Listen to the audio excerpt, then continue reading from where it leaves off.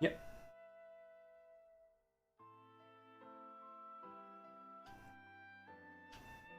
Alright. Hello, this is Chaos. I'll be running Unlimited Saga, one of the entries in the Saga series. One of the lesser known slash more hated, I guess.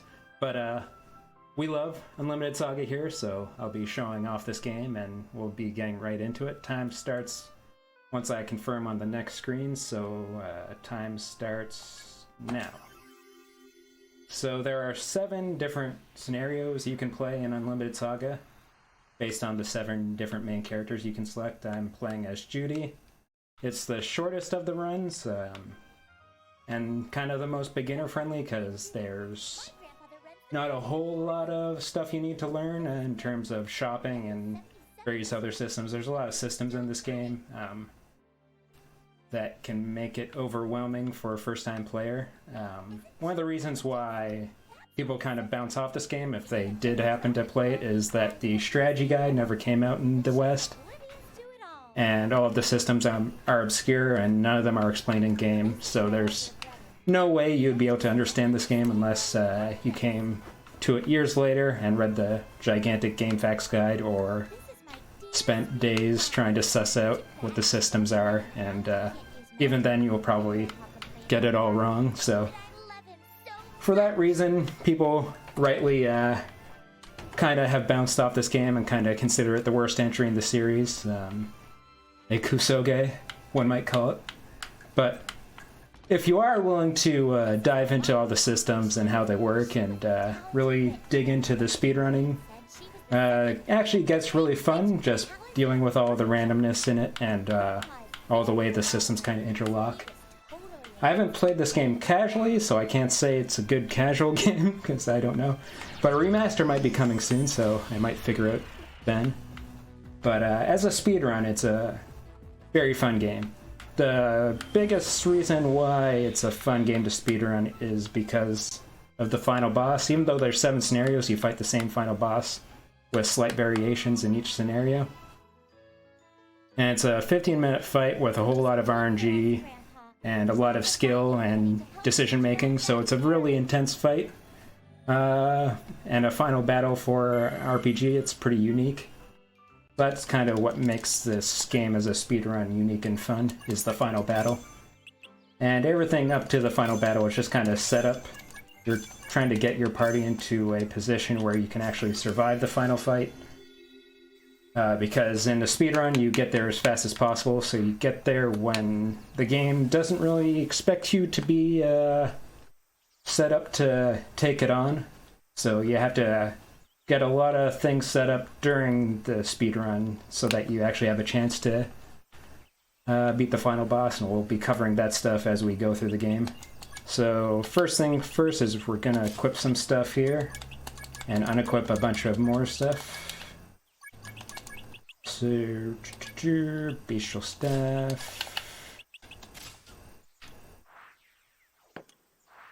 So the first thing I'll explain is the overworld movement. It's kind of like a board game where there's a bunch of panels that you move on, and you kind of move your piece based on one of 8 directions. Sometimes you can only go one way, sometimes you can go all 8 ways depending on the screen you're on. Like that screen we could go all 8 ways, and some other screens you have much less choice. So you kind of navigate these maps to complete adventures. And while you're moving on the map, monsters are also moving on the map every like 2 to 3 turns depending on what the monster type is. So this is kind of an unlucky fight. And depending on when you get into a fight on the overworld, depending on how many monsters are on the current panel you're on, that determines how many monsters you fight in the fight. So because we got into a fight when there are 3 monsters on the tile, we got into a fight with 3 different monsters. Which isn't great, but gets them all out of the way anyways. So in battle you select a bunch of different moves. It's based on what weapons you have equipped and what abilities you have unlocked on the weapons. So we're using some basic abilities, Quick Thrust for Dagger on Judy and Slash with Kurt. We'll be getting different abilities with different weapons later on that will be more important. These are just kind of the basic abilities we're using.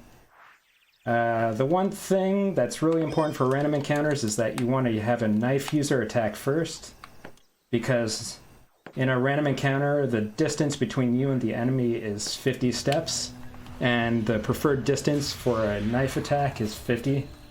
So what preferred distance means is that the closer you are to the preferred distance, the less time it takes to do the attack. And also, Judy doesn't weigh much, and she doesn't have any equipment equipped because we unequipped it all. So she's also very light, so that makes her move very fast, and she also has a good growth on her skill stat, which makes her very fast if she has a high skill stat. So we always want her to go first in a battle in random encounters, so that she'll go before the enemies can, so she gets a chance to kill them before they have a chance to attack. And also, if there are a bunch of enemies and we want to use an AoE attack, because we use her first, it'll give us a chance to use the AoE attack, even though the AoE attack is technically slower. Because in a fight, when you select 5 abilities per turn, we'll actually take Quick Fix.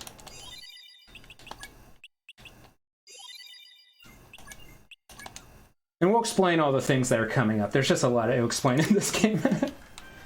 So yeah, in battle you can select up to 5 attacks per turn, and based on whose attacks you use, it determines who's actually on the field. So you can have at most 7 people in your party, but because you can only select 5 attacks per turn, you can have at most 5 people deployed per turn. But if you select 5 attacks on one character, that means only one character will be deployed, which means that only that character will attack and be attacked that turn.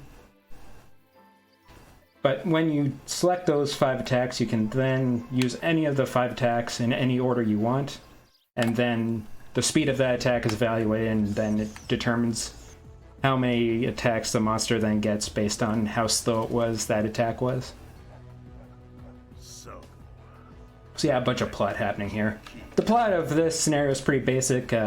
This guy's evil, and he teleported all of our family members away, so we're just trying to find all of our family members.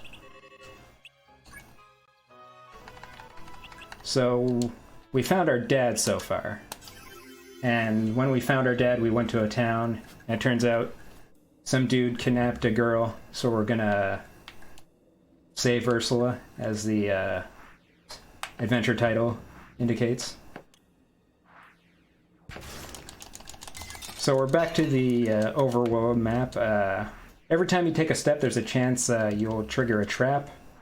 The more party members you have in your party, the more likely it is for you to trigger a trap every step you take. It doesn't actually matter all that much, because it just kind of does a little bit of damage. It's not anything super severe. So you just kind of, if you ever step on a trap, you just mash X to confirm it as fast as possible to get it out of the way. There's also a chance of discovering treasure chests with the same frequency as traps. But we don't really care about those because more likely than not they'll be booby-trapped and not give us anything worthwhile anyway, so they'll just waste time. So we're at the next boss. We talked over the previous boss, but there wasn't much going on in that fight anyways. There's a bit more going on in this fight, so this will be a good time to talk about HP and LP. So in most RPGs, HP is the prime factor in determining if an enemy is going to die. But in this game, LP is actually what's more important. HP is basically a barrier for their LP. So even if they get down to 0 HP, they won't actually die, but the lower their HP is relative to their max HP, the more likely it is for them to take LP damage, which is what actually determines if they die. So if the enemy runs out of LP, they die. Likewise, if you run out of LP, you die, but if you run out of HP, you're fine. And I'll explain the real soon. Don't worry about that. So this enemy has 3 LP, so we're trying to do enough damage to do 3 LP, which we did. So HP damage is pretty straightforward. Your abilities have a certain HP damage value, which multiply by one of your skill stats and put it into a very complex formula determines how much HP damage you're going to do. LP damage is a bit more complicated, where You have a percentage chance of doing LP based on the attack and their HP value relative to their max HP. And then there's a number of tries the attack can have on LP. So if the attack hits 3 times, it has 3 tries in doing LP damage. If it has 1 try, it only has, or if it only hits once, it only has 1 try to do LP damage. And the max a single attack can do is 3 LP damage, but you can have more than 3 tries, so you can have like up to like 6 tries potentially.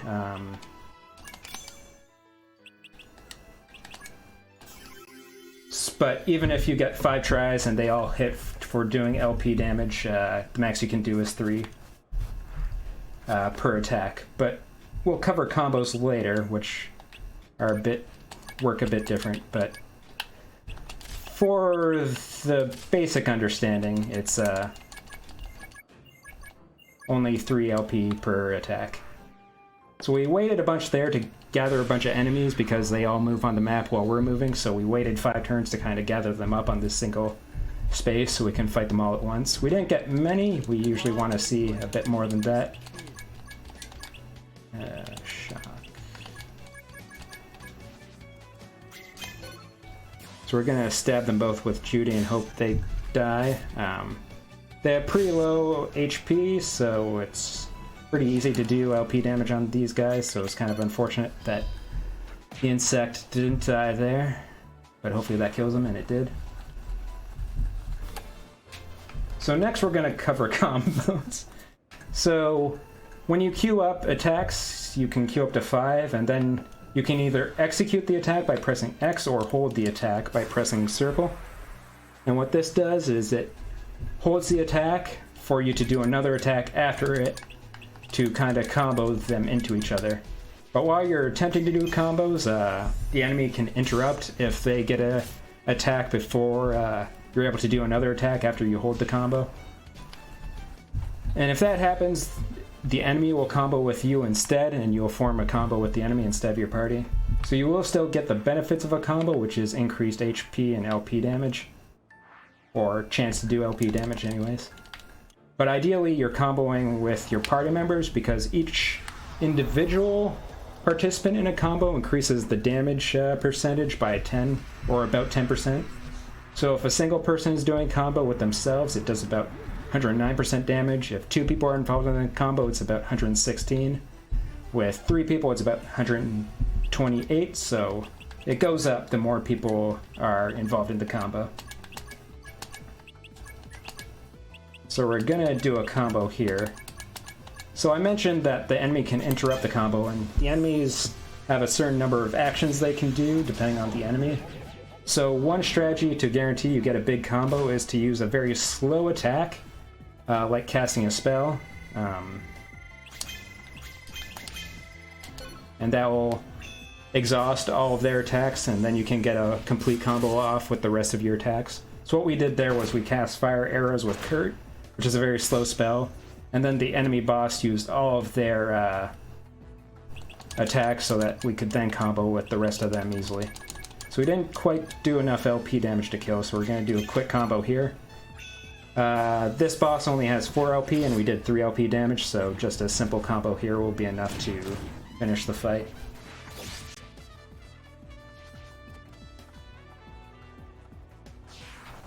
Overkill. Most of the bosses in a scenario are very easy until you get to the final boss, so it's more about completing them as quick as possible. Some scenarios, that's not quite the case. Most famously, the Knights of the Round fight and some of the other scenarios. You have to do a very long fight that almost as hard, but not quite as hard as the final boss. But in this scenario, all of the regular boss encounters are pretty much free. It's just a matter of doing them as fast as possible. So we lost our dad there. He fell down the bridge, so we're down to 3 party members here. But that's okay, we have Armand. Armand is the best character in the game because of his stat growth. We'll cover stabby. We'll cover stat growth next time the panel screen comes up. but enough to say that each character has a value from 1 to 5 on how good they are at a certain stat, like strength and skill.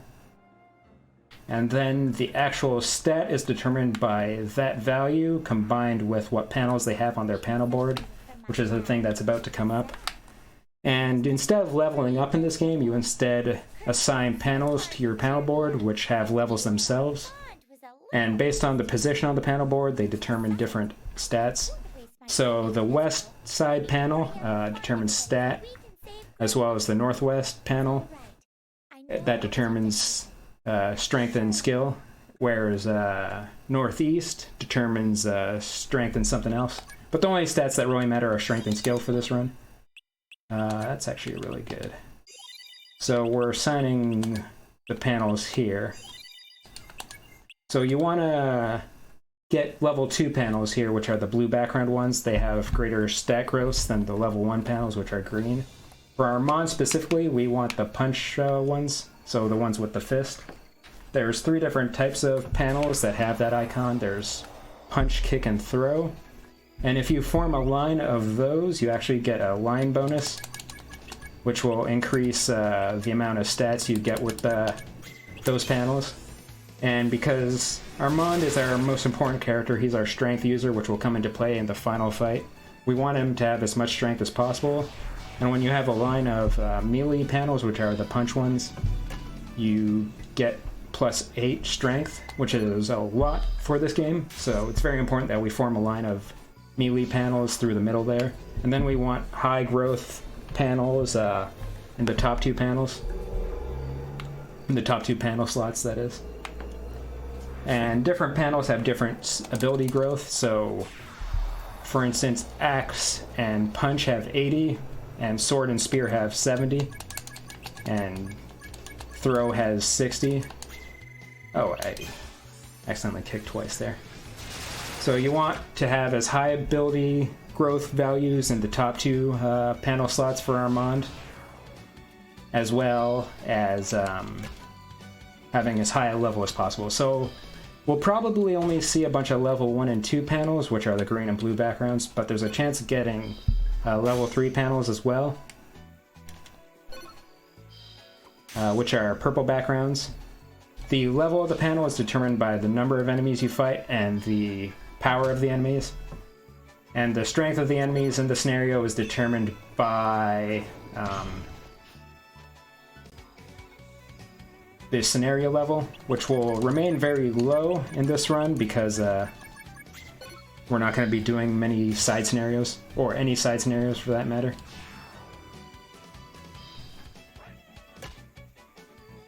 So we won't be seeing many high-level enemies, so our panel levels will never get above 3. They can technically get up to level 5, but we'll never see any 4 or 5 level panels. We'll be lucky if we see many 3s.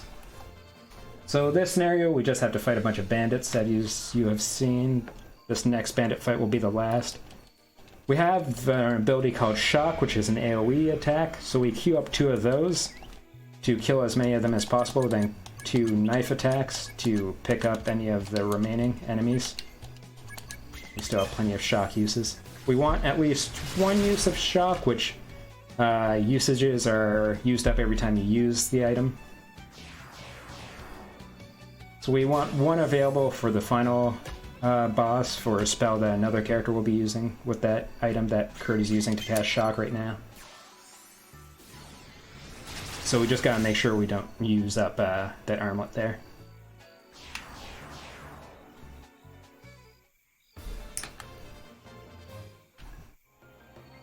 So yeah, that's the end of that scenario. We defeated all the bandits and we'll be going back to the panel screen. So we got a bunch of blues, which is really good. We're gonna take that one. That'll increase her skill by a lot. Not great for Armand, but still plenty of chances. We got a level 3 panel, which is very rare. It's a low ability growth one, though, but we'll take it. Since level 3 will make it give a lot more stats than what we have right now. We forgot to unequip use. So we're looking for certain materials that we'll be using later on for smithing. We want 2 serpentine, 2 light material, and 2 wood. So we bought what we could. We got 2 serpentine and 1 light material. So we did decently on the shopping. We want to see as much wood as possible to increase the chance of getting the best weapon in the game for Armand. And then it's off to the next adventure. This one's pretty short, just a single screen. And we're already on the boss of this adventure. So this boss is guaranteed to take 2 turns because it has 8 LP. For some reason, the English localization names the boss Bystander Bob in the subtitles, which I seriously doubt is the enemy's actual name, but who knows? So Bystander Bob shows up here. And the story so far is that we're looking for our family, and there's a bunch of mysterious magicians using these mysterious magic tablets to cast mysterious magic. And we're confused about what's up with that. So this is one of the mysterious magicians. Meanwhile, the enemy is trying to look for us because he's looking for the forbidden spell. So we're going to do something similar as the last boss, where we're going to queue up fire arrows to use up all of the enemy's attacks so that we can get a complete combo off with our 4 remaining attacks. And this time, since we no longer have Joseph, our dad, we're going to queue up another fire arrow with Kurt so he can take part in the next combo. So just get them all off here.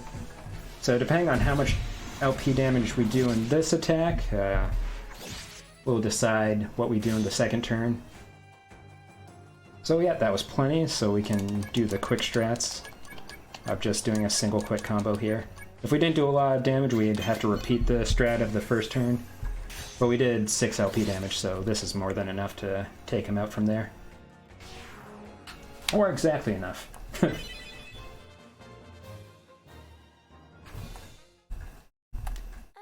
And one thing about LP damage, I mentioned previously, the amount of LP a damage or attack can do is tied to how many hits it has. Another thing that determines how much how much LP damage an attack can do is how much HP damage it does, and that if it does over 499 damage, it has an additional attempt to do LP damage, and if it does over 999 damage, it has an additional LP chance. Also, if it does over the enemy's max HP, which is pretty rare once you get later on in the game. So that's not a bad ability.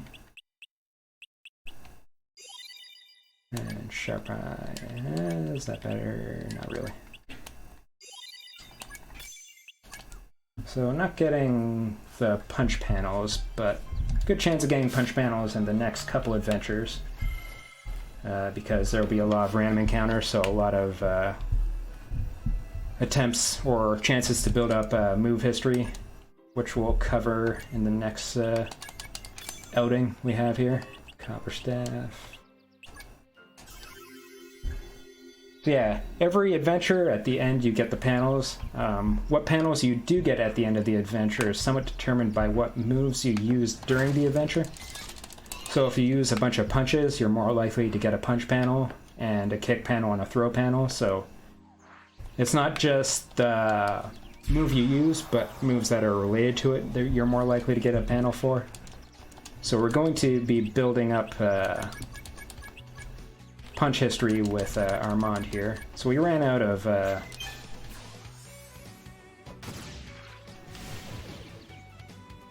dagger durability on Judy, which is somewhat unfortunate. I forgot to repair with quick fix, but we'll be getting a new dagger for her anyway soon, so it's not too big of a deal. So we just got to get through this adventure, and then we'll be able to get a new dagger for her. Punch is pretty close to having a dagger, except it's not as good at doing LP damage. So we're gonna actually throw in a slash here and then a couple of kicks, because then we can use the slash to have a better chance of killing in one hit. So we're still building move history on Armand by using punches as well as using slash there. For the other characters, it doesn't really matter if you build up move history because you don't really care about getting specific panels. The one panel you are, or there's two panels you're kind of looking out for. One is Aura, which is a aggro reduction ability, where every time you run into an enemy, it makes it less likely that enemy will attack you.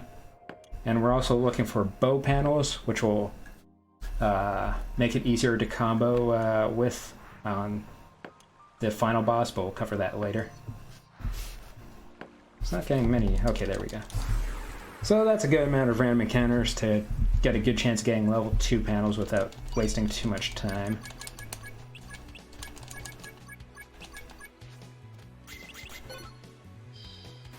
Again, we're using slash here because we ran out of dagger usages. Dang, didn't work. We queued up another slash just in case it didn't.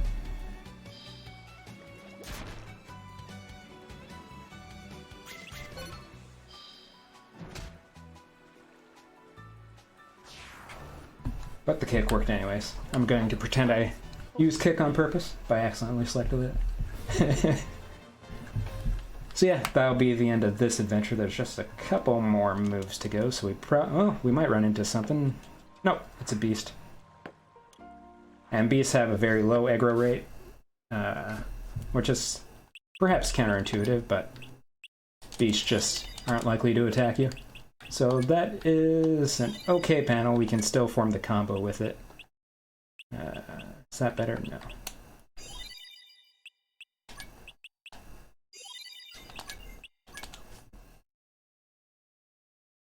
So here we're going to shop for copper, which is a highly likely item to get in this area. So there's copper there. Nothing else we really want. Oh, there's a couple of wood stuff here. So we got a good amount of wood here. Next we're going to go to the smith, which is a thing you can find in some towns that lets you create weapons and other stuff, accessories. So we're going to create a dagger here for Judy so that she can equip that since her dagger from the start is now broken. And then off to the next adventure. And the copper knife actually does a bit more damage than the bestial dagger she had on previously, so you'll also make her more likely to kill enemies with one attack.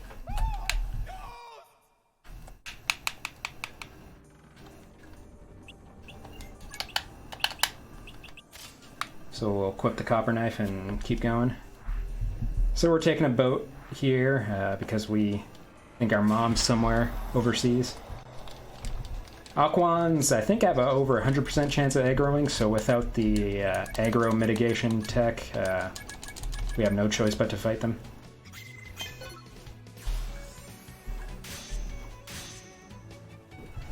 And since we're on a boat, it's a good chance of running into Aquan, so this area here in particular is pretty good chance of getting into random encounters. You can also run into birds, which only have a, I believe, 30% chance of aggroing. So they're pretty okay to run into. And this guy just kind of joins our party randomly. They justify other people joining the party relatively well, but for that guy, he just kind of says, "What up? I'm in the group now." First we've seen of you.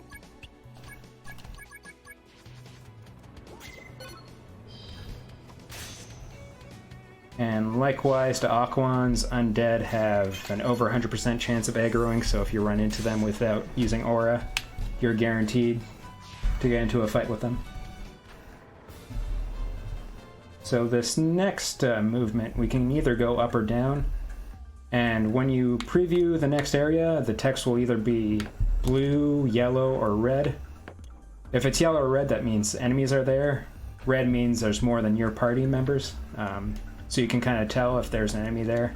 So if there was an enemy when we previewed going up, we could then go down instead to avoid the enemies. But there wasn't any enemies, so we just went up. We ended up running into a bird, but because birds have a relatively low aggro rate, we were able to pass by it. So now we have the next fight. Like the other fights, we're going to queue up a couple fire arrows and then do the Armand and Judy attacks. So using fire arrows will expend the 4 actions the boss has, and then we can do our complete combo. Titan Crab has 922 HP and 5 LP, so we need to do 5 LP damage to take it down, which isn't too much. You can do that in a single turn, but more likely than not this will be a 2-turn fight. But we'll see how this combo goes.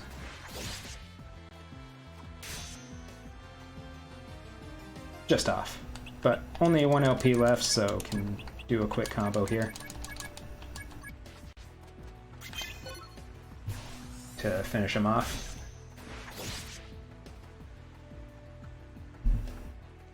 And that's that boss down.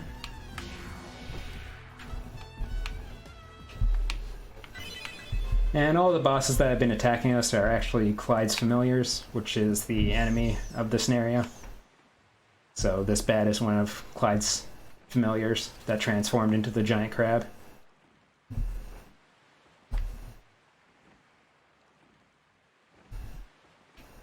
And that's the end of that scenario, so we'll be back to the panel screen, so hopefully we get another melee panel for Armand to get his strength up. Good panel for you. Yep, good panel, so we got a complete line. We want a level 2 panel on the other side to make the bonus bigger, but we got the line anyway, so that's really good. We don't care what he has because we're not going to use Nuage in any fights. So this is the only break of the run here. We go to Iskandar Plaza to witness the Festival of Sierra Leone, I think. Each scenario, you can go to this location and witness the festival. So in all scenarios except Armic, you see this. Armic, it's not required to complete the scenario, so you don't go here for the speedrun, but it's required for every other scenario, so you get a bit of a break here. It's about 3 minutes long. It's a different cutscene for each character.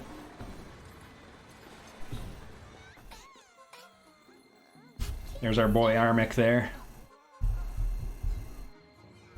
And whereas Judy's is the easiest scenario, Armic is tied for the hardest. It's debatable that Myth scenario is actually way harder. But I find Armic scenario to be a nightmare, as well as Myth scenario. This will probably... Actually, this scenario and Ruby scenario is like the only 2 scenarios that I'd feel kind of okay about submitting to a marathon. But no run of Unlimited Saga is free. The final boss can kill you no matter what. And the final boss also takes 15 minutes. And because our estimate isn't infinity, if we do end up dying to the final boss twice, we'll have to give this run the old mercy kill, which I put that in my submission.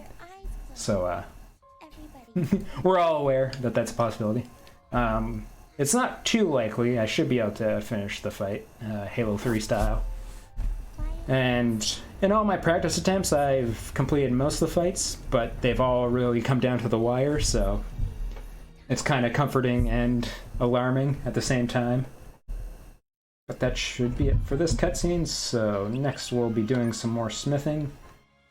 We'll be making a staff here with the bestial dagger and the feather amulet. And then a couple of swords.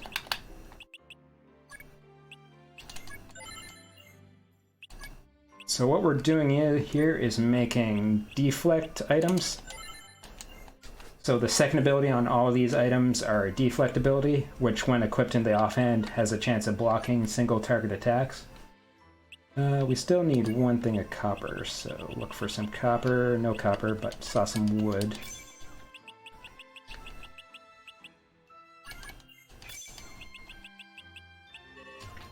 So then next adventure. We're pretty good on all materials we need for smithing. And the deflect weapons will come into play when we set up for the final boss. We just need a deflect weapon for all of our party members, because any chance we have of blocking attacks from the final boss increases our chance of winning against it by a lot. So gonna check the shop here again for copper, since this town also has a high chance of having copper items. So copper here, 2 abilities, perfect. So any wood, no wood. Next we go to info, and it turns out our sister is hanging out here. My sister. Nothing seems to phase her. But I suppose she just might know what she's doing after all. I asked her why she wasn't worried. Lost my headphone here. She just smiled and wouldn't answer. Getting into the mashing position because the next scenario requires a whole bunch of mashing. So it turns out the mysterious tablets we've been finding, she also has found one. So we're gonna go investigate where she got it. The creepy magic tablet. So this adventure ends after 100 turns and you don't need to complete any objective. There is an objective you can complete, but it's not required to finish the game. So instead of actually doing the objective, we're just going to waste 100 turns. We're using 5 eavesdrops here. This is to build move history that we can get aura, the encounter reducing ability. So once we use 5, we're then going to mash to waste the remaining 95 turns.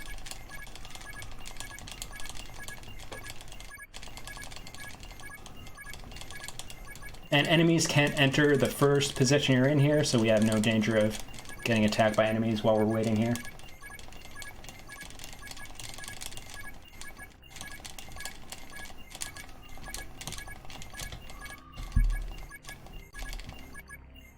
I hate mashing so much. Wild Arm switching to turbo controller is great, but don't have a PS2 turbo controller yet. And might be something I want to look into if I run this game much, or run this scenario much more. Because mashing is the worst thing ever.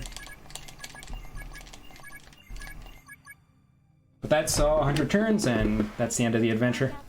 Obviously, because we didn't do anything, it's likely that all the panels we get at the end of the adventure are going to be level 1. But all we really care about is that Roy gets aura. It's very unlikely they do. But there's a chance. Doesn't really matter. Just you. Yeah, it doesn't matter you. Yeah, no aura.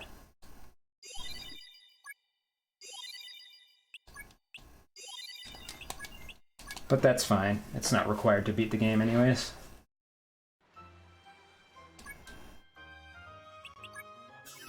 So now that we've found our sister, the only thing left is to find our mom. So the next bunch of adventures are going to be about finding our mom. Takes a bit of doing, and all these adventures are basically walking from one screen to the next because we're just traveling a long distance.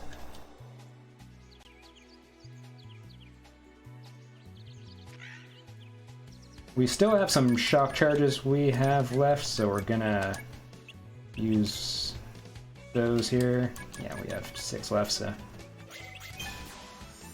Again, we want to keep at least 1 usage for the final boss, and we have 6 left. But when there's a fight with 3 enemies, it's good to use it to kind of clear them out, then finish them off with some stabby. And you get a good number of encounters during these adventures, so good chance of getting decent panels for Armand and crew. So we want to try and build some martial art history with Armand while we're going through these adventures.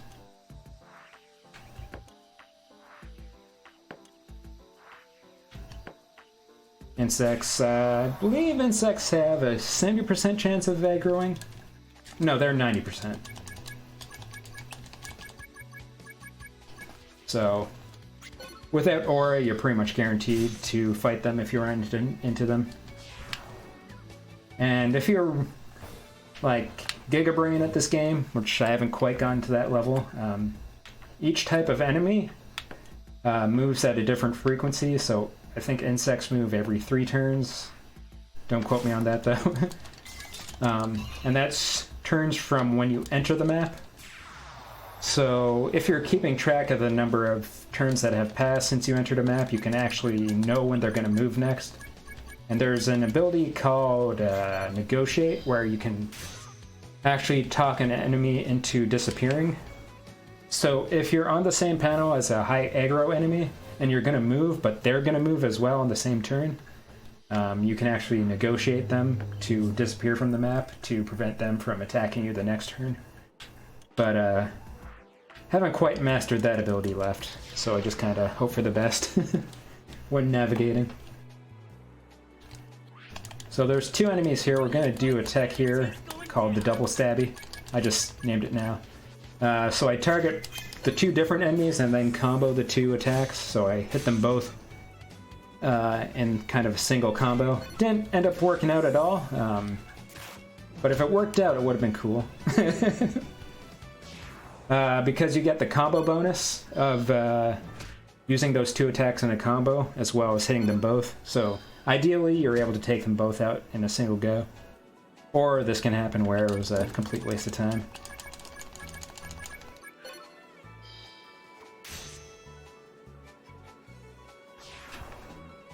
But ideally, what I just did was brilliant.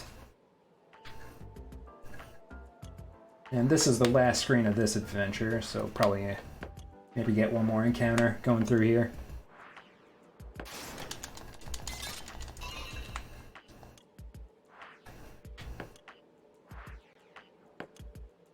Yeah, maybe here. Yeah, insect.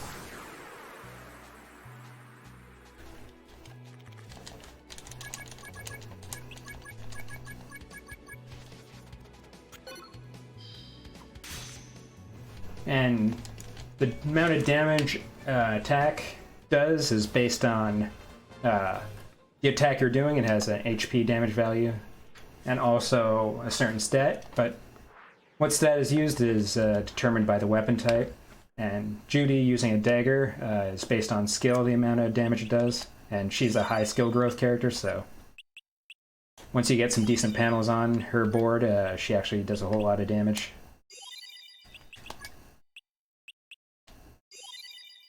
It doesn't matter what you get. Doesn't matter what you get. So once you get some good panels, she can just one-shot all the low-level enemies you run into in random encounters with a stab. We're starting to run into tier 3 enemies, though. Like that blue Windsor, the dragon thing, was a tier 3 enemy, so they're a bit more difficult to take out. Doesn't always take a single stab. We're just looking for cheap wood here. Cops is cheap wood. We want as much wood as we can get. I think we're good on light material, but we'll buy a fur just to be safe. And then looking for Mom Part 2, another adventure where we're just wandering from screen to screen. No boss fights or anything, so just some chill adventures. Try to build up some martial arts history. We have the martial arts line, but we want to get throw panel. So we're actually going to start building up some throw history if we get any random encounters here.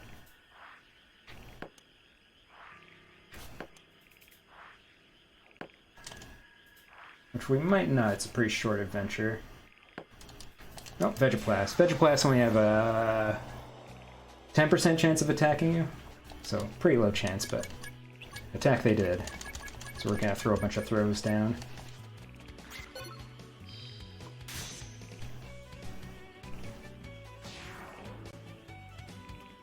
And what we're going to do here is unequip a bunch of stuff, because the next thing we're going to do is a bunch of smithing.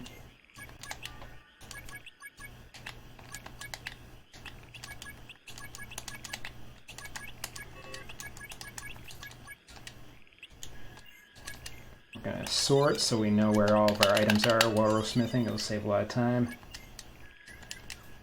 And then we'll complete the adventure.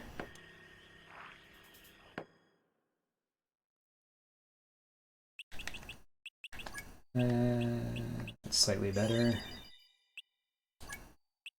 Nothing doing. We'll take the key.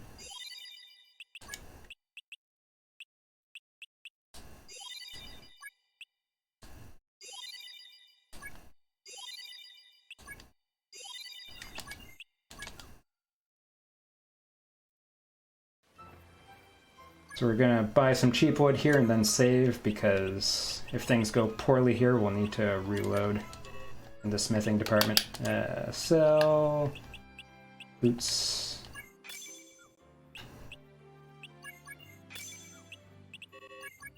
So we have a good amount of wood anyways. So we're gonna throw down a save here and then go to the smithing screen.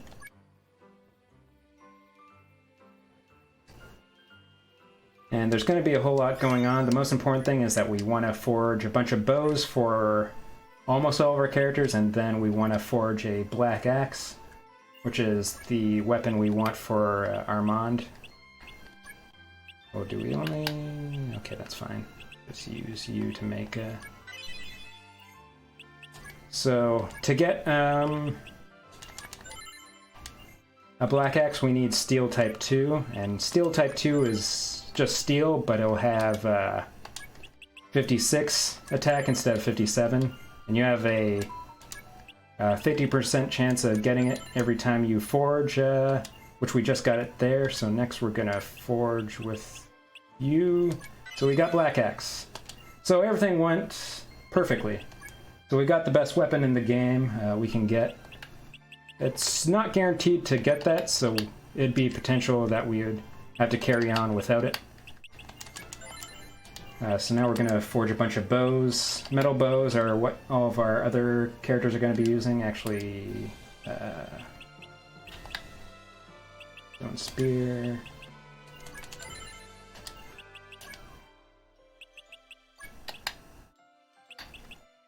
Serpentine.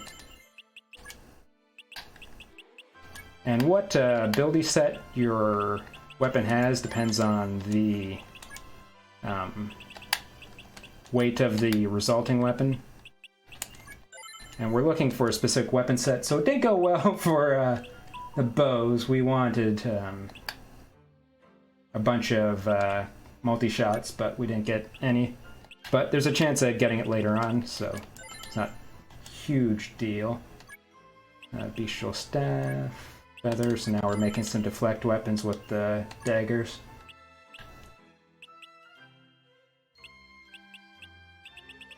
And bestial staff and the fur. Okay, that's all the forging we need to do.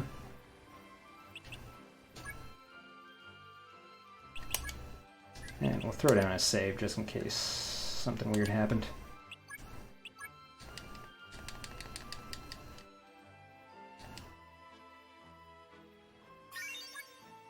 Only 39 minutes in, so in-game clock isn't exactly accurate.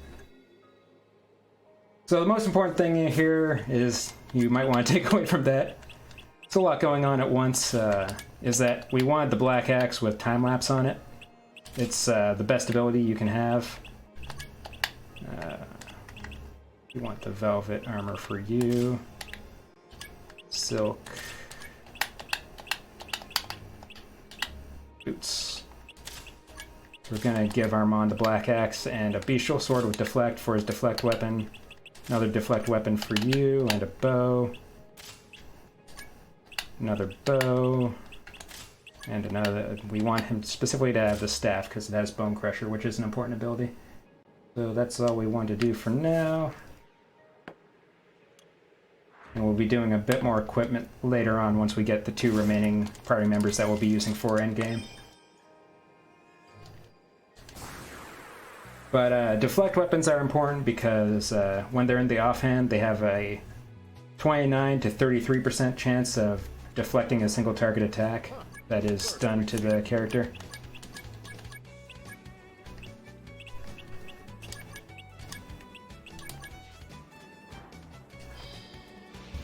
So we want them on all of our characters. Daggers have a 29% chance, staff has a 31% chance, and sword has a 33% chance, so it's not a huge difference. Oh, Judy has a bow. I used the bow instead of the dagger. That's why they went first. I was wondering why that happened. So yeah, I switched Judy's main hand from a dagger to bow, so by default it was on quick shot instead of quick thrust.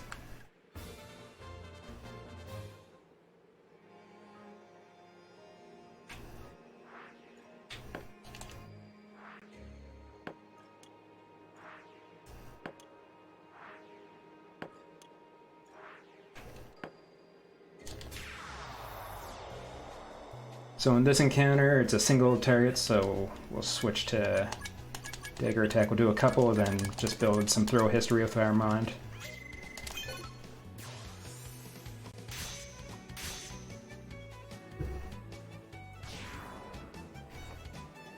You're almost good enough to be my backup.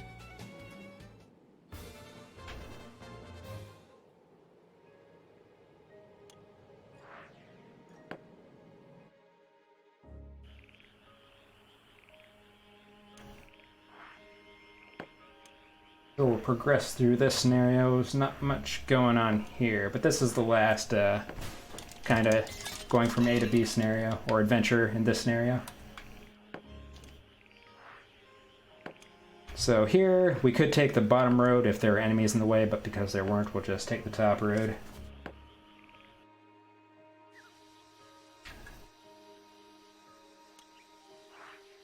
And when we were smithing the bows, we used copper and serpentine, which has a 50% chance of giving us the moveset we want, but we didn't really see that. We wanted multi-shot because that's the best move we can have on the bows.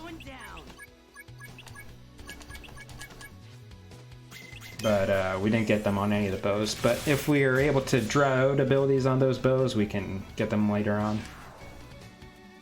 And it's more important that we got the black axe with time lapse. That was really key.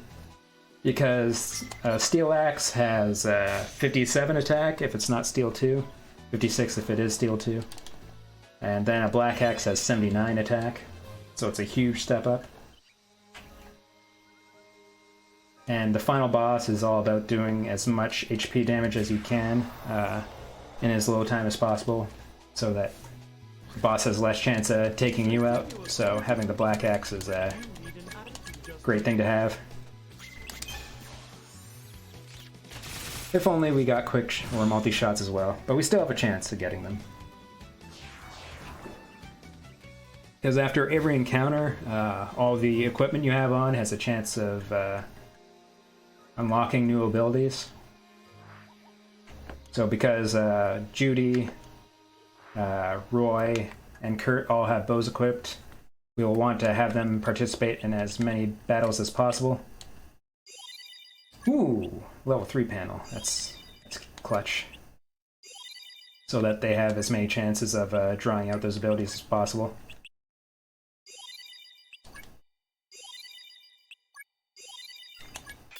So you'll see me deploy Kurt and Roy a whole bunch in the upcoming fights to hopefully get multi-shot unlocked on the bows they have on. So we go to information here, we find out our mom has been taken away by monsters, by the bad guy, so we're gonna go save her.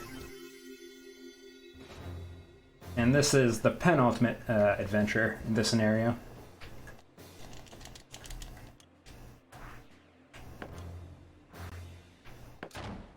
And we're in this tower here that we gotta climb. There's only a few floors we gotta get through. And most of the enemies you run into here are slimes, which have a 0% chance of aggroing. Birds also have a low percent chance of aggroing, so not a huge amount of random encounters you can get into here. So it's kind of a peaceful climb.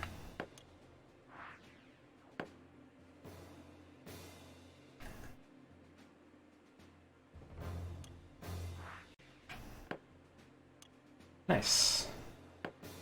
And it evaluates for each enemy you run into, so if you run into multiple birds, that means you have to get over that 30% chance twice. So if the birds start grouping up together, it becomes a lot more likely that you'll end up getting into an encounter. That giant shows up, but we don't have to fight him, so that's really lucky because giants are super dangerous. And demons have over 100% chance of aggroing, so I have to fight this thing. But it's just a book, so we can stab it and kill it pretty easily. Or so I say.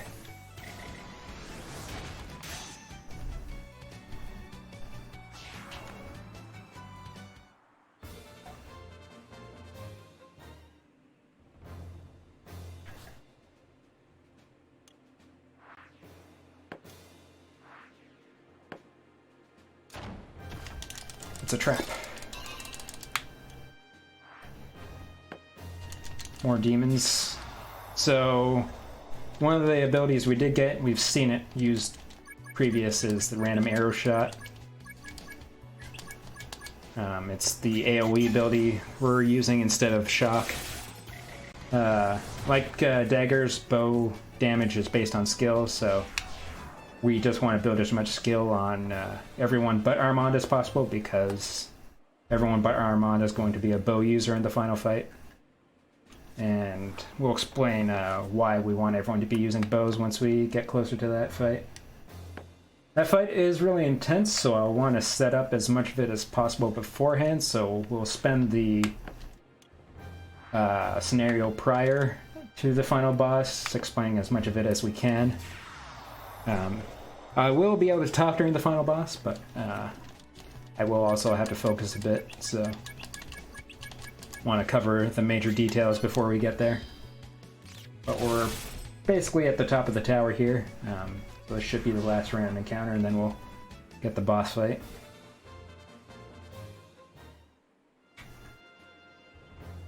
And I believe we unlocked Hammer on the axe, so we'll actually be able to do this fight a bit faster. Hammer is better than the move Time Lapse, which is the ability that we typically use with the axe. But strictly speaking, Hammer does more HP damage, so for this fight it's actually better to use Hammer. We don't have multi-shot, so we'll just spam random arrow shot here. Did we get? Okay, I thought we got Mount Fuji. So that was sparking an ability on the axe ability, so we got a higher level ability on the axe than Hyper Hammer. We're still just going to use Hyper Hammer because it is a better HP damage dealing move.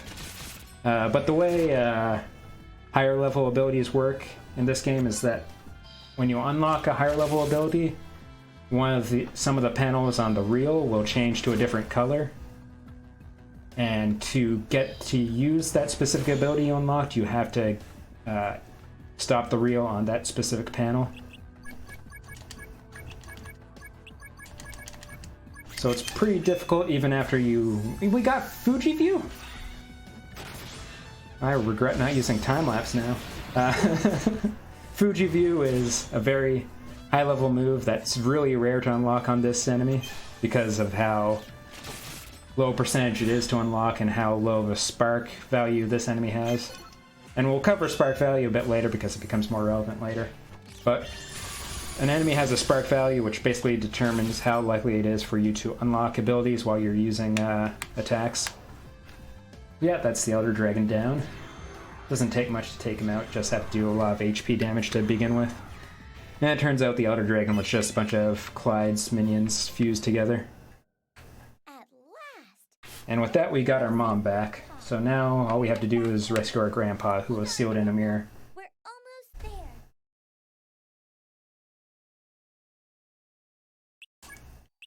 there. And slightly better.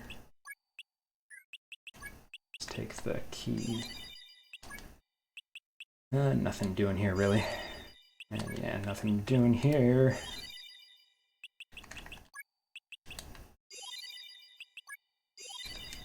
Oh, you're here, right. And this is one of the 2 chances we get to give panels to our mom.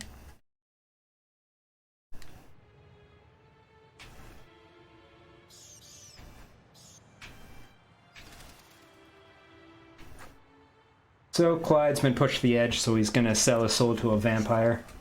Which, if you think it comes out of left field, you'd be right.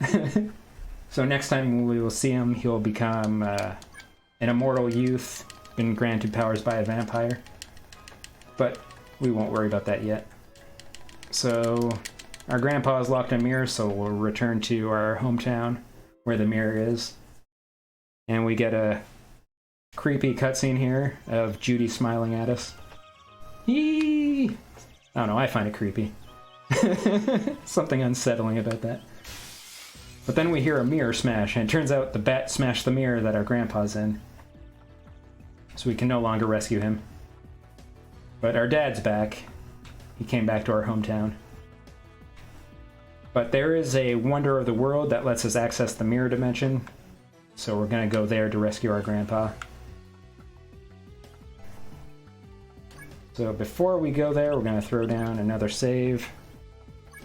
Because there is a small chance that things will go horribly wrong in the next adventure before the next save point. Because of the specific mechanic that this next adventure has. And you can only have 7 party members, so we're going to get rid of the 2 useless ones and go with our endgame party. Actually, we can only take 6 because we're going to save Grandpa, spoiler, and he's going to be our 7th member. So we can only go in with 6. So this is the final adventure, the Deities Table. This place has 2 gimmicks. We'll do the setup here before we explain that. Metal bow. Dagger.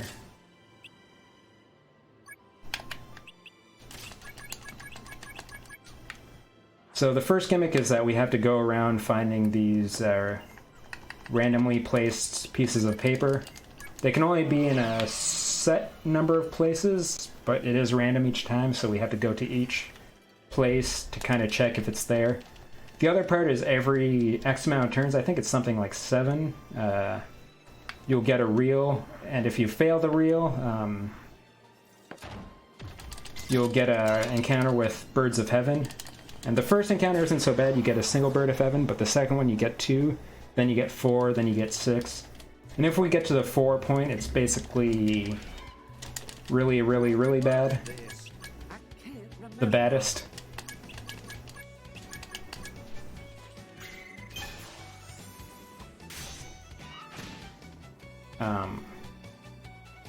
But the chances of failing the field reel when we do get them is pretty low. As long as we mash, we have the 50% chance of stopping the reel right when we press X. And the first panel slot in the field reel for the Birds of Heaven fight for the first 2 levels are green, which means we don't fail it. So the paper's not there, that's one of the places it could be.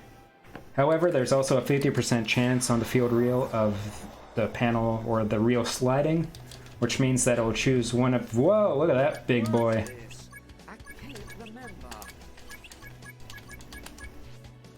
So that's a level 5 tier enemy. You don't see them very often.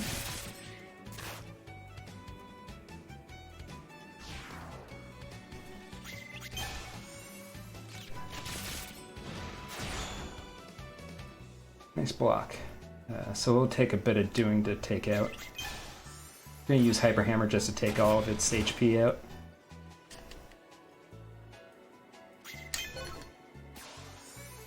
We don't have the best abilities to deal with this guy right now because we don't have Armand's best ability and we don't have multi-shot on the bows. Hey, we got multi-shot on a bow. Okay, so we're much... Roy has multi-shot anyways, so that's good. So where were we? We were here, so...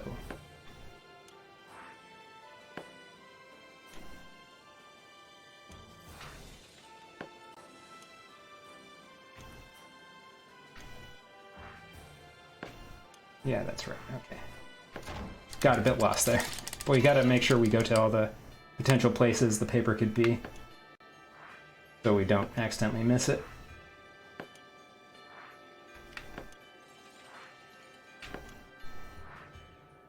Yeah, I was saying the reel has a 50% chance of sliding, which means it will choose one of the next 5 slots, which on the level 1 reel isn't too big of a deal because most of the positions afterwards are also green.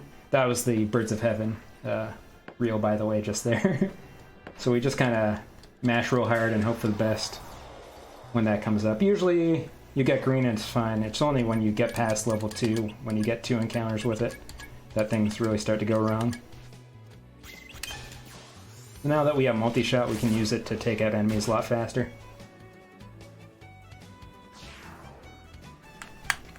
Ideally, more than just Roy has multi-shot, but we can deal.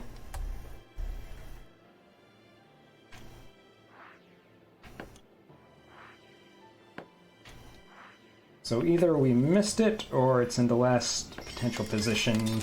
Okay, the reel slid, but it slid into a green position, and we found the last piece, or the first piece of paper rather. And there's one piece of paper per floor, and there's 4 floors. So on to the second floor. The only good thing about getting a Bird of Heaven fight is that they have a high spark value, which is a good point in that we should start explaining stuff for the final fight. Another piece of paper. So the most important ability we need to get on Armand is Reverse Delta, which we get off Time Lapse. It's a ability we can unlock by using Time Lapse.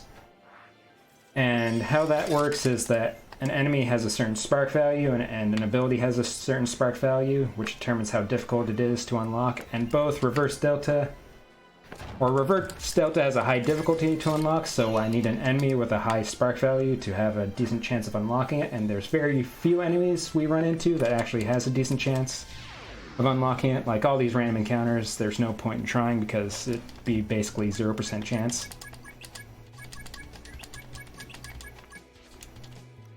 But Birds of Heaven are one of the enemies that do have a really high spark value, so if we do end up getting a Birds of Heaven fight, we can spam Time Lapse with Armand in hopes of unlocking Reverse Delta. And because Reverse Delta is an ability we unlock off of a base ability, we have to use the battle reel and select the specific panel that Reverse Delta is on every time we want to use it. And the battle reel hasn't been really important other than shooting, but we haven't really covered it yet, because it hasn't been super relevant in the run. But it will be extremely relevant in the final fights. So the battle reel runs at 30 frames per second, and each slot in the reel is available for 3 frames. So there's 1/10 of a second for selecting the panel you want. So the timing isn't too bad, and it's more about muscle memory than actually anything else. So once you've done enough, it kind of is second nature to hit the panel you want.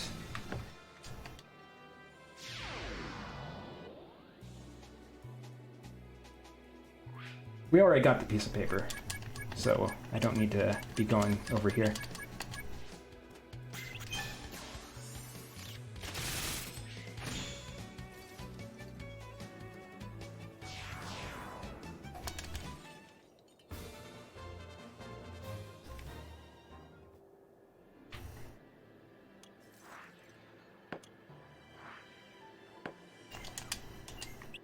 So yeah, it's a 1/10 chance. The difficulty is hitting it every time, because there's a very low amount of leeway this game gives you in failing getting Reverse Delta. You basically not need to hit it every single time, but every miss you do increases the chance that you'll not complete the run by a bit. So if you miss it too many times, you're basically screwed. Missing it once or twice, not a huge deal, depending on when you miss it as well, because certain times it's okay to miss it more so than other times. So the big deal about Reverse Delta is that it hits 3 times in a single attack, and as I mentioned before, the amount of LP damage an attack can do is tied to how many hits it does.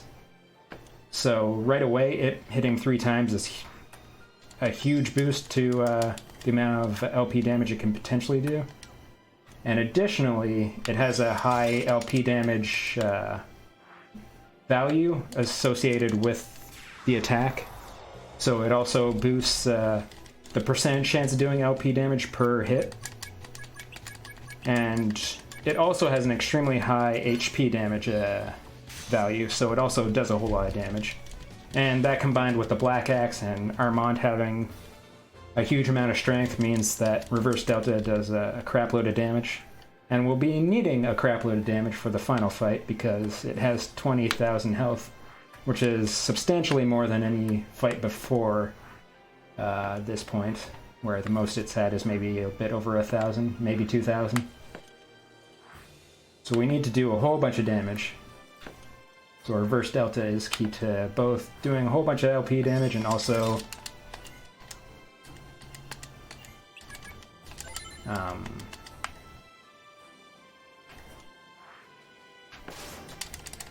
getting the HP down as fast as possible. So, up next we're going to go to the Tetraforce, which is a mid-dungeon save point. It's only available in the final dungeons. And you can only use it once unless you fight a whole bunch of encounters, then you can use it a second time. So nothing for Judy, nothing for you either, but you have a decent board already, so it's not a huge deal. It's gotta be better, right? No?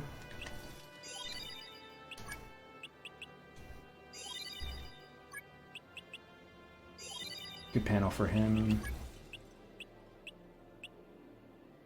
Go with that.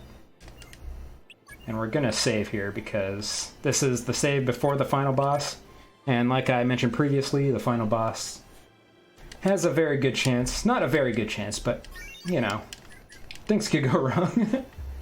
And it is a very, very long fight.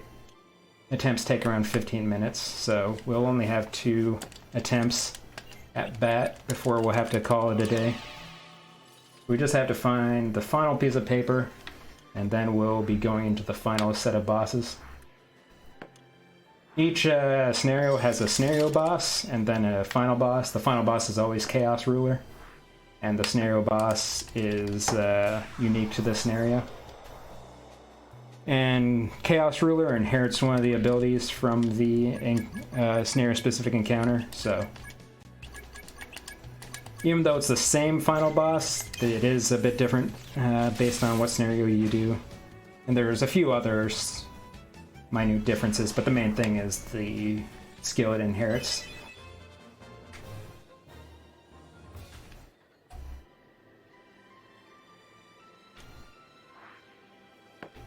So yeah, even though we're basically going into the final boss now, and you're looking at the estimate, A, it can go wrong, and B, it'll take a while even if it goes right.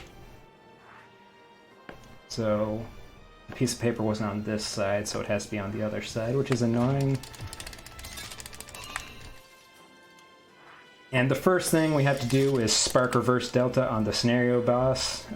It has a decent spark rate, so it shouldn't take too long, ideally, to spark reverse delta, but we need to spark reverse delta before we go into Chaos Ruler, because we don't want to be going into that fight without it unlocked. Was there a piece of paper there? I wasn't paying attention. And none here, so it must be in the final possible position it can be in. Alright, that's the final piece of paper, so we're going into the first of 2 final bosses. This is Clyde Blackstorm. Not this guy, this is our grandpa. But the boss is Clyde Blackstorm. He only has 2200 HP and 13 LP and 6 actions, so a lot of actions. But he's not too big of a deal. And because he took the Vampire's Curse, he's now all youth up. So we're going to primarily be spamming time-lapse with Armand to try and spark reverse delta. We also want to use Bone Crusher with Roy. Bone Crusher is an attack that reduces the enemy's strength by 30%. It's not really important for this fight, but we want to use it here because there's a chance we'll spark a different ability, which is actually bad. Where is he? Who has it?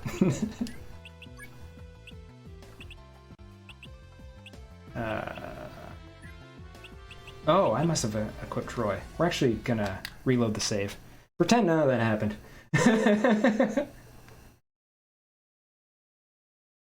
Unfortunately, we can't use the fact that we know where the paper is to our advantage because it is random each time. So it's this one. Didn't want to load the wrong save and load the other file.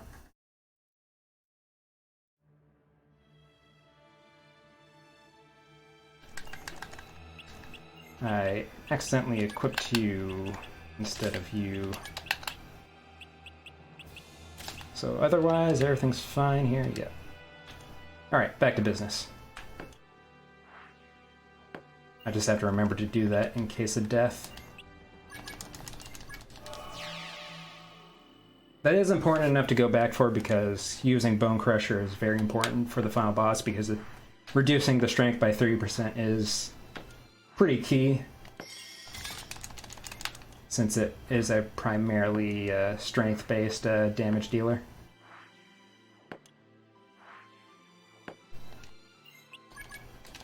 Arg.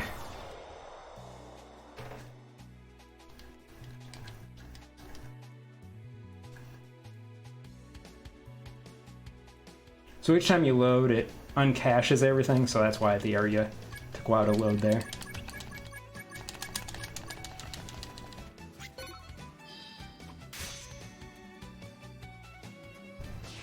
So yeah, that didn't count as an attempt. This is still a first attempt on Final Boss.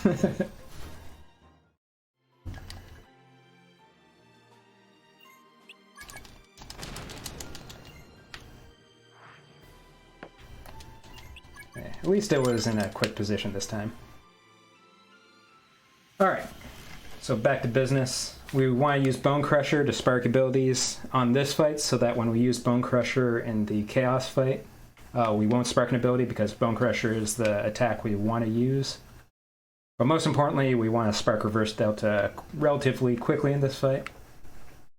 If we're really unlucky, it'll take a bit of time. If we're super unlucky, we'll have to reset and try again, but usually it doesn't take too long to spark it. One of the joys of running this game is the Reverse Delta sparking randomly RNG here. So yeah, Bone Crusher, then time-lapse spam. So the next fight is, so yeah, we sparked an ability there, which is good. It means we won't spark it in the next fight. So the next fight is Chaos Ruler. That has 4 phases. Yeah! Oh! So yeah, we sparked Reverse Delta. That is as fast as you could possibly spark it. We also sparked Backslash, which is good because we don't want to spark that during the Chaos fight because that would take away a Reverse Delta usage. So yeah, Chaos has 4 phases. The first phase has 20,000 HP. Phases 2 and 3 don't regain HP, so it'll have the same HP value as it had when it transitions from phase 1 to 2 to 3. But when it gets to phase 4, it regains all of its HP. So it becomes basically a whole new fight. Each phase has different levels of LP and different level of actions. So the first phase has 22 LP and 3 actions. Second phase has 16 LP and 4 actions.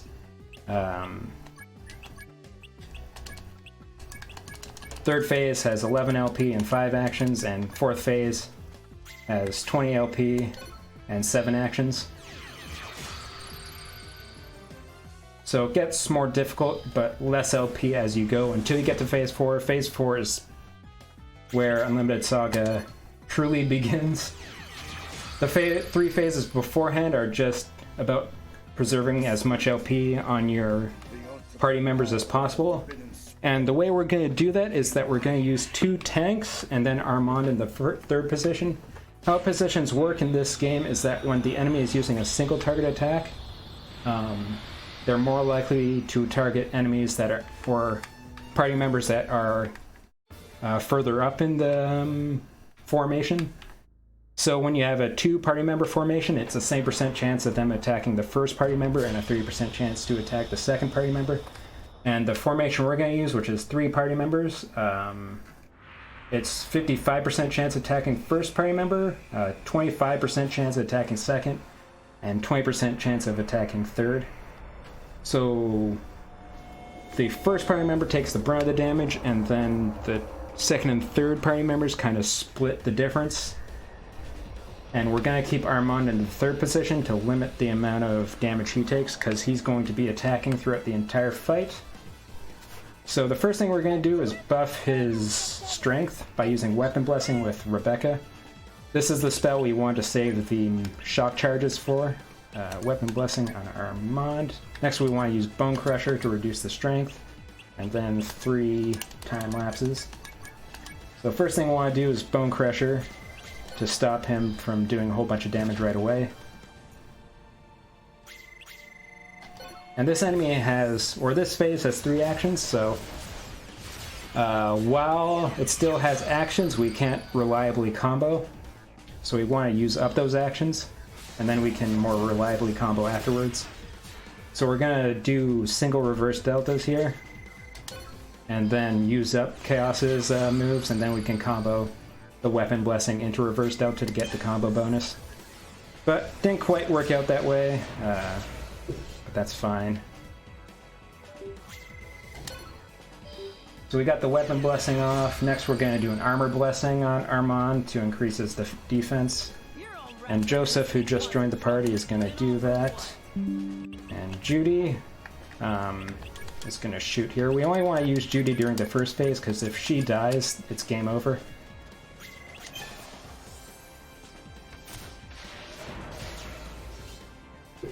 So it's too dangerous to use her later on in the fight, when Chaos has more actions at its disposal. So Chaos also has two different modes, wing open and wing closed. When the wing is open, it gains access to spells, but its defense is reduced, so you do more damage. When its weapon is closed, you do less damage, but it has only access to a certain physical attacks. So that's kind of the two pseudo phases that Chaos has. Actually, I think random arrow shot's technically better.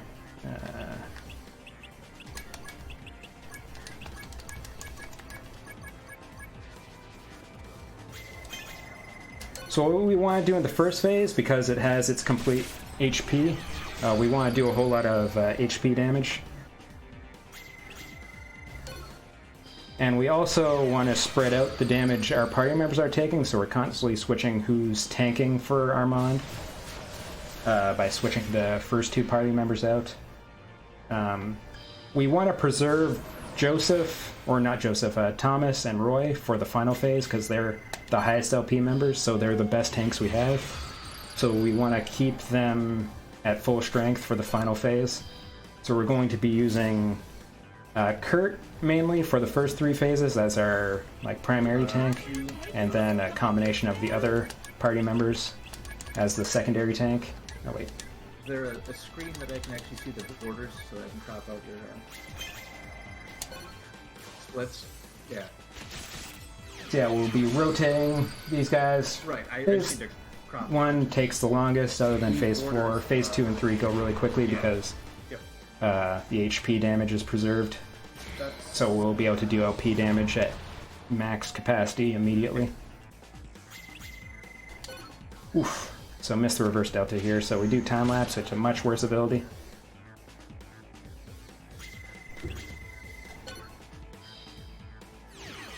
Also didn't keep track of if he went through all of his moves there. If you don't need your Okay, he didn't. So I was not a fool to not do a combo there.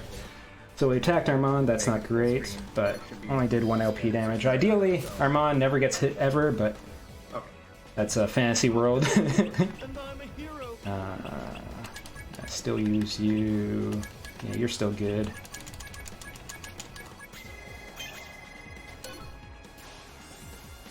So yeah, when you miss reverse delta, phase 1 is probably the best phase to miss it on, because the stakes are much lower because of the only 3 actions per turn.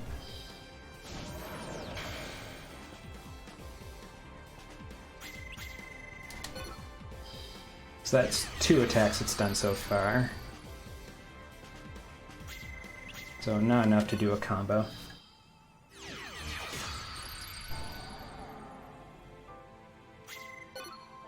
Okay, maybe enough to do a combo. Sometimes actions consume, or attacks consume more than 1 action. We'll see that more often in the final phase. So it might have been there. I either wasn't paying attention or one of the attacks consumed more than 1 action. That's not too big of a deal. Oh yeah, the primary reason our tanks are bow users is I mentioned preferred distance at the start of this run. Every fight, the preferred distance is 50, so dagger is the preferred attack. Except for this fight, Chaos Ruler is actually 150 feet away from us. I don't think it's actually feet. Okay, we're entering phase 2, so we want to stop using Judy. But Rebecca's kind of screwed LP-wise. But anyways, since bows have the preferred distance, we want to use bow users so that we get a chance of attacking first. And also comboing. Ooh, nice spark, Judy. So how's Rebecca doing? Ugh. Alright, we'll use Rebecca. The painful thing about people losing LP or going to 0 LP is that they die and their corpse takes up a slot in the field until you rescue them, so it's dangerous to send out a character when they're low on LP, because if they do die, they'll just be kind of a burden. Sword Dance combo is not great. Sword Dance is a 3-hit move, so it has a chance of doing 3 LP damage, which is annoying. Okay. And Phase 2 has 4 actions per turn, so I think that's been 3 so far, so that's 4 now. So we can do the combo as long as Rebecca's still available.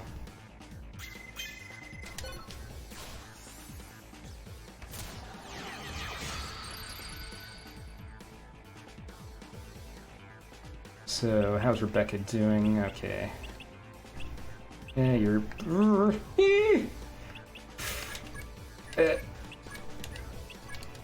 You know. What's the worst that could happen? She has 10 LP, it's fine.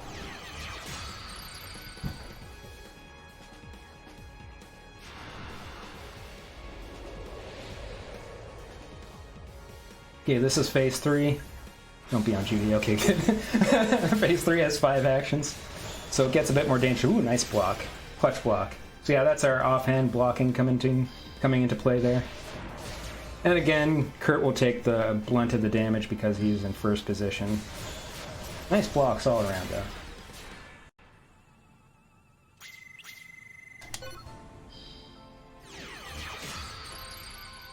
So Phase 3 only has 11 LP.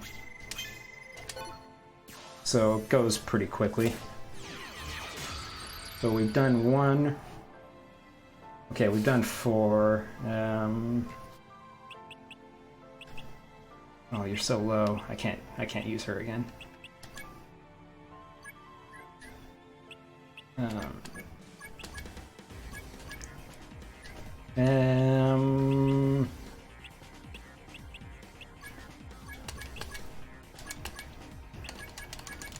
We'll risk it.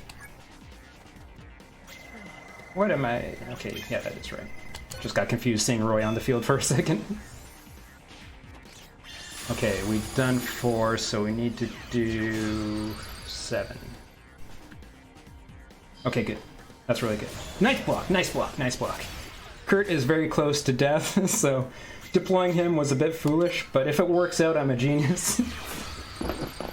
We want Roy using Bone Crusher because we want to go into Phase 4 like so, and then use Bone Crusher as soon as possible to reduce Chaos's strength by 30% again, because that debuff gets reset every phase change. And Phase 4 is where everything truly begins. Chaos regains all 20,000 health, so we have to go through all of its HP again. And it has 20 LP, so that's a lot to work through as well. And it has 7 actions, so it's going to burn through our tanks. And Armand if we're not lucky. So one thing to do to mitigate that is get Bone Crusher off immediately. So as long as Kurt survives, and as long as this doesn't knock out Roy. Okay, so far so good. Nice block, clutch block. Neutron Slap is an annoying AoE move. Okay, so Bone Crusher immediately. Didn't spark anything.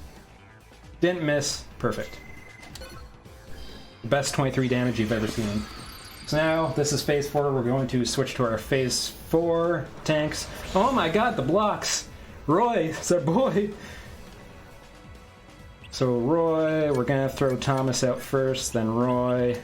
Ooh, multi-shot too. Best person to have multi-shot.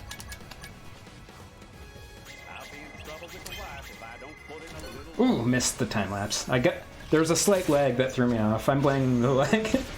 So this is the worst time to miss. This isn't the literal worst. You're still doing HP damage, which is what you want.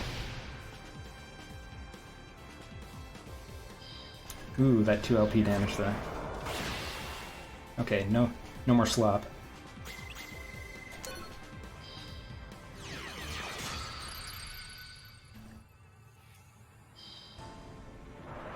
So main thing is wearing out HP for this first few turns.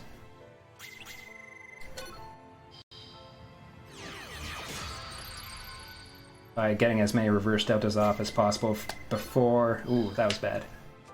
That's not too big of a deal, though. Even the strongest magic in the world can't bring happiness.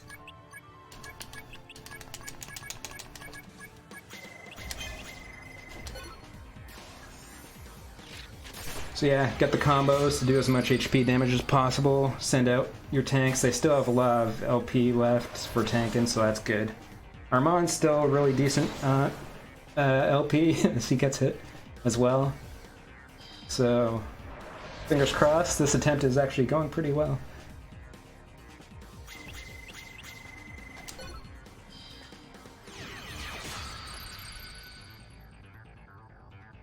Ooh, we're starting to do overkill! So this is a move that uses a lot of actions. But it's also, it's worth the action. Oh my god, it's gonna do 3 LP to everyone, because it's overkill. You never want to see overkill, but when it does use overkill, that usually means it's not gonna do anything else that turn. But sometimes it does anyways, because it's a jerk.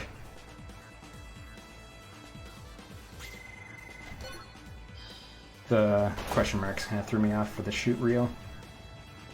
Okay, how's Armand doing? 11, that's still good. 12, 11, yeah, that's still decent.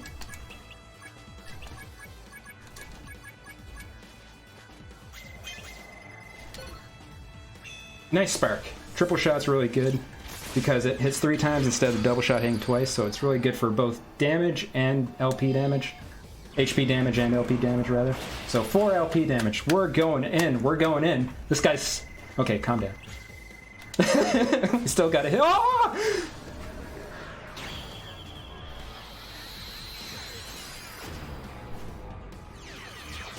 At least it was a combo.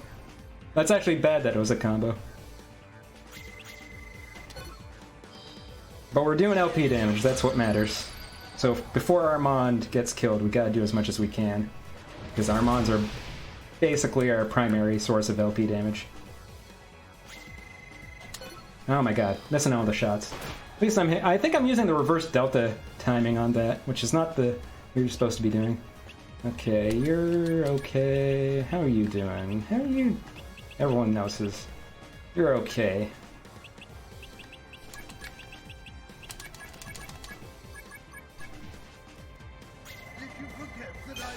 Ooh. Double shot overkill, you...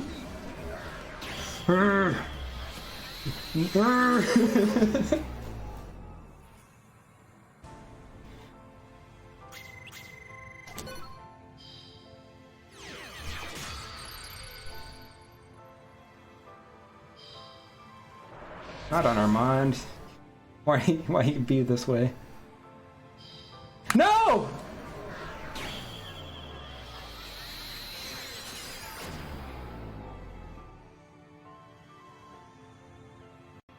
Okay, that's Armand down.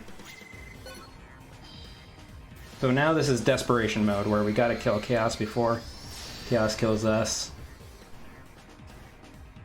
So first thing we gotta do is get Armand off the field by rescuing him.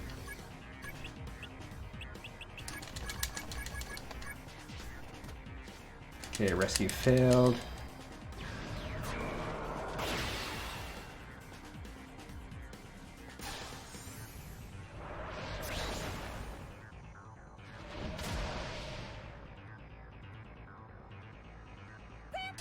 So now we gotta rescue Grandpa, so...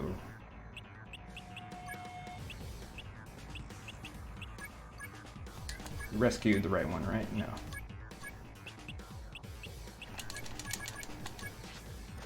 Okay, at least cleared Grandpa off the field. We're gonna do a triple shot, double shot combo here. Try to do as much LP damage as we can.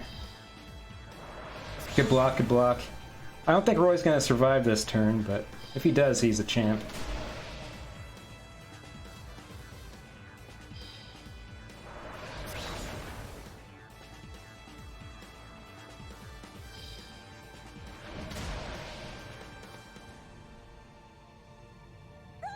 Okay, that's Roy down.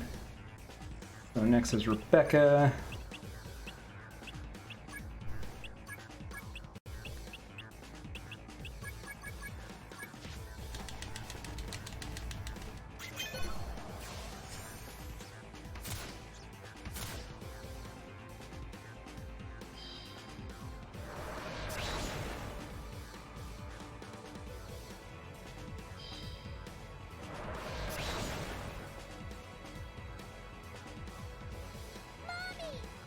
Next is Kurt.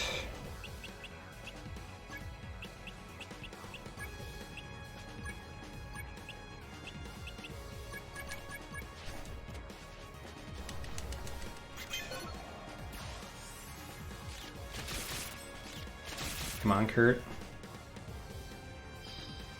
No LP damage. What a darn shame. Okay. Next is our boy.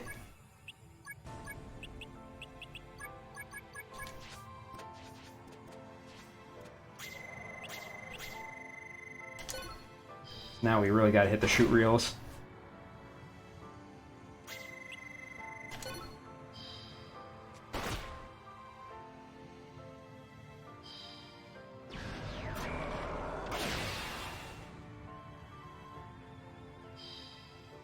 So Thomas has a somewhat decent chance of surviving a single turn.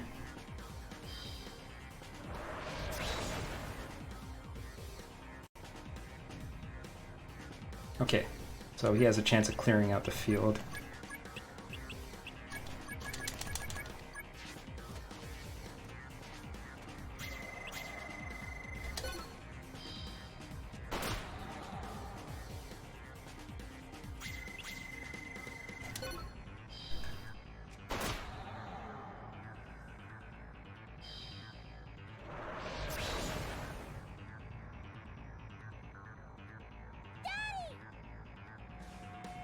Okay. Here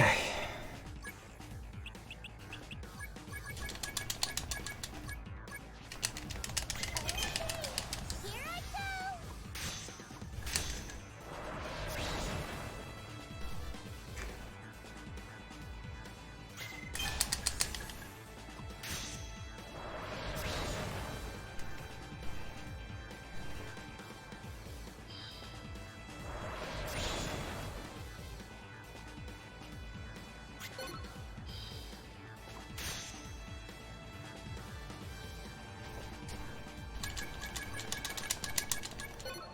Crap. Keep accidentally hitting that panel.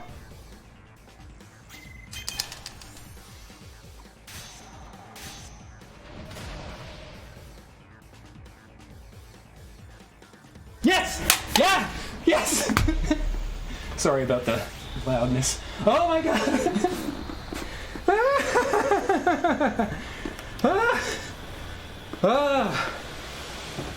Jeez. I was like, no way, there's no way we're winning. But that is the final fight. I gotta get up. I threw my controller as well. So yeah, Judy was our last party member. If she died, it was game over, and she was basically on her last breath. That is as close as it can come without just game overing. Oh my god. Whew. So that's why Unlimited Saga is both the funnest game to run and the most stressful game, especially when you're in a marathon. I don't know what I'm thinking whenever I submit this to a marathon, but it's very exciting regardless. But it's also very distressing if it ever goes wrongly. So, this will be a great demo reel for submitting it to RPG Limit Break live marathon. So yeah, the timing, I should say, ends when I save. So the time isn't over yet. The ending is about 3 minutes long, so there's about 2 minutes left of the ending. Nothing ever happened.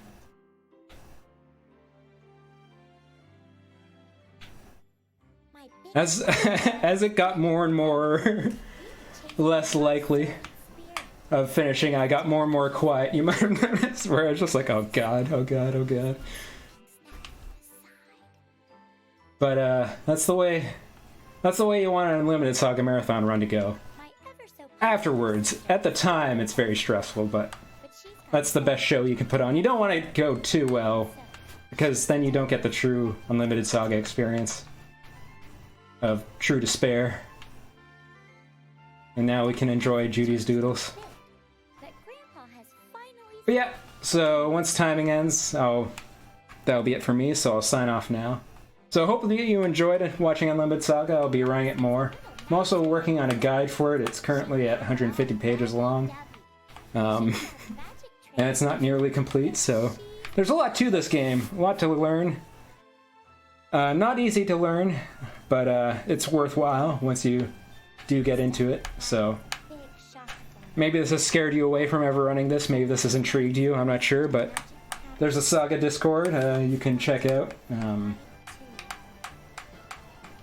don't know, you can message me to get it if you're curious about the speedrunning. But yeah, that's going to be it for me. Shoutouts to the JP restream, I believe Mocha, a decorated Unlimited SaGa, both router and runner, has been doing the commentary there, so I'm looking forward to checking that out as well. And hope you all enjoyed this unique masterpiece that is Unlimited SaGa, and time will be coming up pretty soon. Oh my god. So we get this sick pick.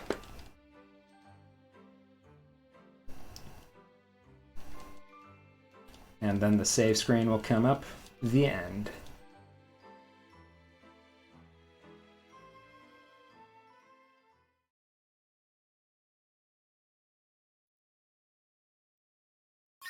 So time stops now. So yeah, that's it for me. I look forward to the rest of the marathon, and carry on.